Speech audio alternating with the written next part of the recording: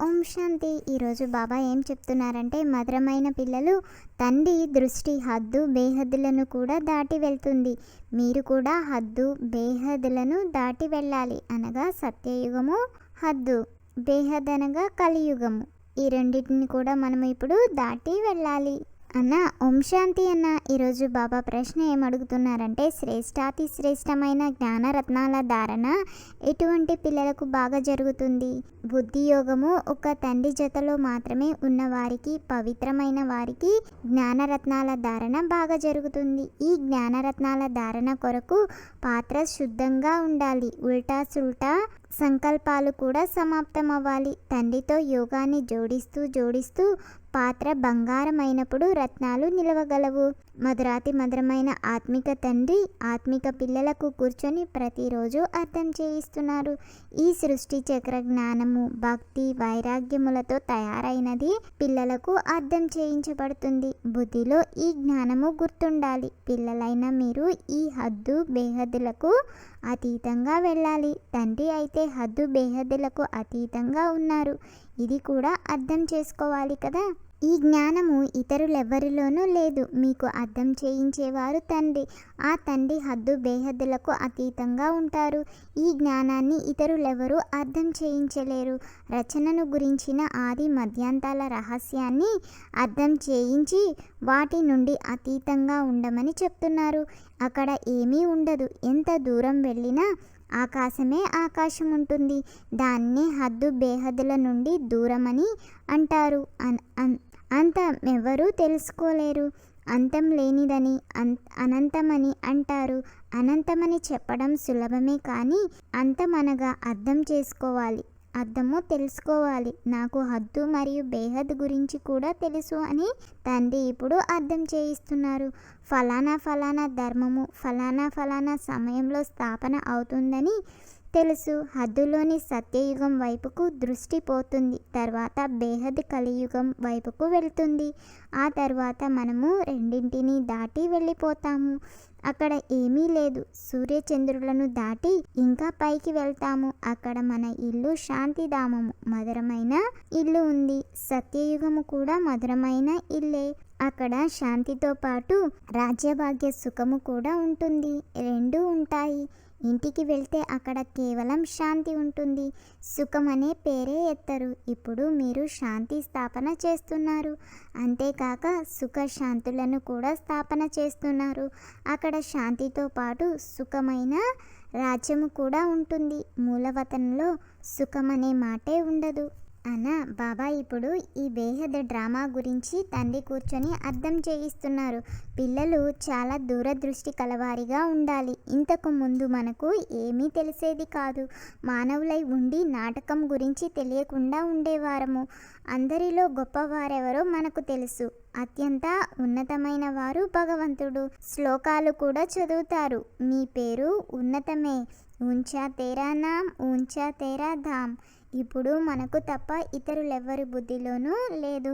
మనలో కూడా నంబర్ వారీగా ఉన్నారు. తండ్రి హద్దు బేహద్దుల రెండింటి రహస్యాన్ని తెలియచేస్తున్నారు.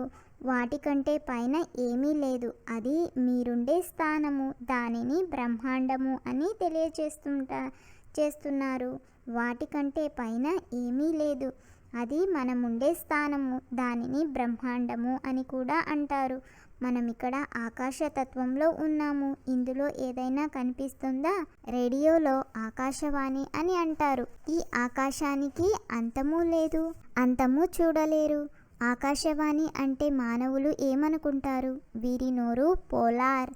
నోటి నుండి శబ్దము వెలువడుతుంది. ఇది సాధారణ విషయం. నోటి నుండి శబ్దాలు వెలువటను ఆకాశవాణి అని అంటారు. తండ్రి కూడా ఆకాశం ద్వారా శబ్దం చేయవలసి వచ్చింది. పిల్లలైన మనకు కూడా రహస్యమంతా అర్థం చేయించారు. అందరికీ ఎవరి పాత్ర వారికి లభించింది.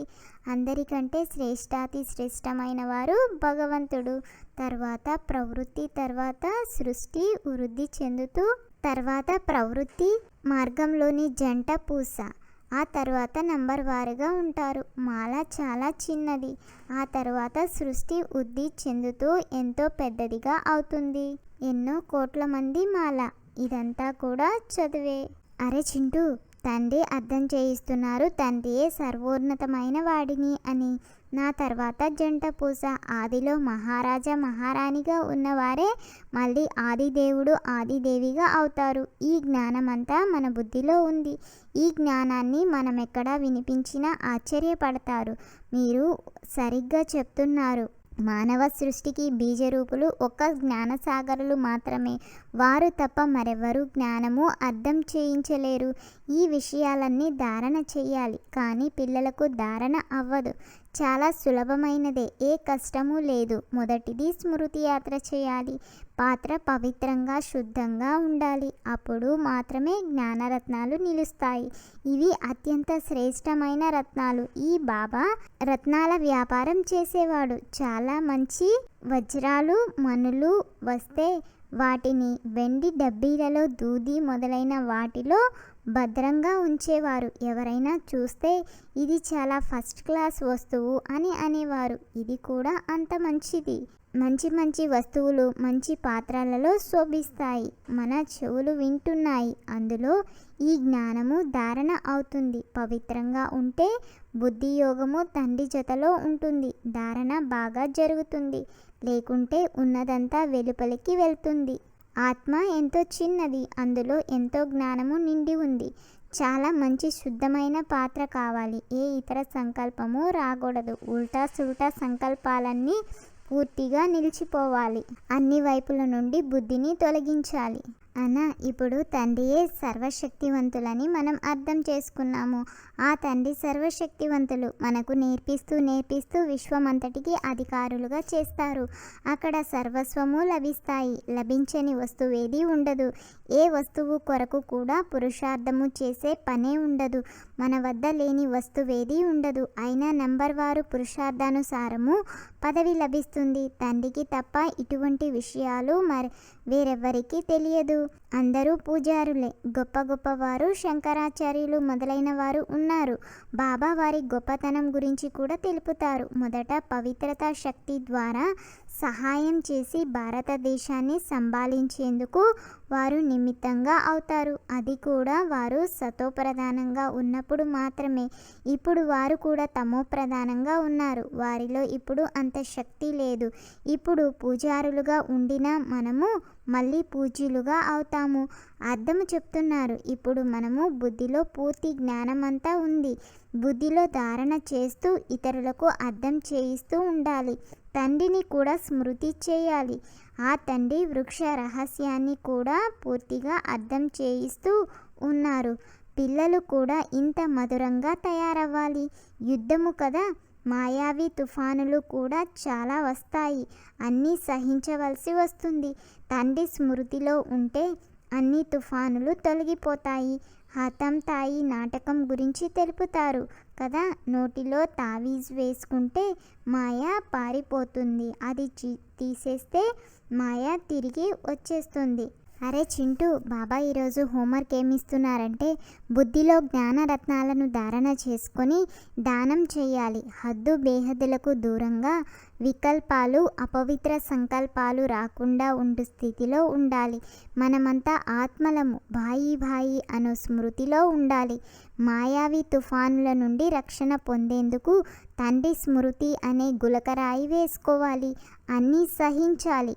తాకగానే ముడుచుకుపోయే అతిపత్తిగా అవ్వరాదు. మాయతో ఓడిపోరాదు. బాబా ఈరోజు వరదానం ఏమిస్తున్నారంటే సదా ఒకరి స్నేహంలో ఇమిడి ఉండి ఒక తండ్రినే ఆధారంగా చేసుకునే సర్వ ఆకర్షణ ముక్త్ భవ. ఏ పిల్లలైతే ఒక తండ్రి స్నేహంలో ఇమిడి ఉంటారో వారు సర్వ ప్రాప్తులతో సంపన్నంగా తృప్తిగా ఉంటారు. వారిని ఏ విధమైన సహాయము ఆకర్షించలేదు. వారికి సహజంగా ఒక తండ్రి తప్ప మరెవరూ లేరు అనే అనుభూతి కలుగుతుంది. వారికి ఒక తండ్రియే ప్రపంచము. ఒక తండ్రి ద్వారానే సర్వ సంబంధాల రసము అనుభవం అవుతుంది. వారికి సర్వ ప్రాప్తులకు ఆధారము ఒక తండ్రి మాత్రమే. ఏ వైభవాలు సాధనాలు కాదు. అందువలన వారు సహజంగా ఆకర్షణ ముక్తులుగా అయిపోతారు. ప్రకృతిని పావనంగా చేయాలంటే సంపూర్ణ ఆకర్షణ ముక్తులుగా అవ్వాలి అని స్లోగన్ ఇస్తున్నారు. ఈ అన్నదమ్ముల సంభాషణ మీకు కనుక నచ్చినట్లయితే లైక్ చేసి షేర్ చేసి తప్పకుండా సబ్స్క్రైబ్ చేయండి.